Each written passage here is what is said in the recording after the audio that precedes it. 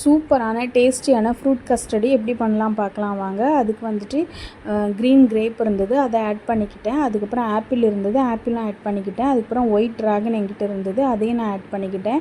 மாதுளை பழத்தையும் ஆட் பண்ணிவிட்டு அதுக்கப்புறம் பார்த்திங்கன்னா ஆல்ரெடி நான் வந்து மில்கில் வந்துட்டு கஸ்டர்ட் பவுடரை போட்டு ஆல்ரெடி அதை நான் வந்து நல்லா காய்ச்சி எடுத்துக்கிட்டு அதை ஆற வச்சுட்டு அதுக்கப்புறம் 2 hours வந்துட்டு நான் ஃப்ரிட்ஜில் வச்சுட்டேன். அது நல்லா சில்னஸ் ஆனதுக்கப்புறம் தான் நான் எடுத்து இந்த ஃப்ரூட்டெல்லாம் நான் ரெடி பண்ணி அதை ஆல்ரெடி வச்சுருந்தேன். அந்த கஸ்டர்டை வந்துட்டு இதில் ஆட் பண்ணிவிட்டு அதை நல்லா மிக்ஸ் பண்ணி எடுத்துக்கிட்டேன். நல்லா மிக்ஸ் பண்ணி எடுத்துகிட்டு அதுக்கப்புறம் தேவையான அளவு எடுத்து நம்ம சாப்பிட்டோம். அது பார்த்திங்கன்னா ஆல்ரெடி நான் ஃப்ரிட்ஜில் வச்சதுனால நான் 2வது ஃப்ரிட்ஜில் வைக்கலை. ஃப்ரிட்ஜில் வச்சு சாப்பிட்டா தான் இது ரொம்ப டேஸ்ட்டாக இருக்கும். இதோட ஃபுல் மேக்கிங் வீடியோ வந்துட்டு நான் நெக்ஸ்ட் வீடியோவில் போடுறேன்.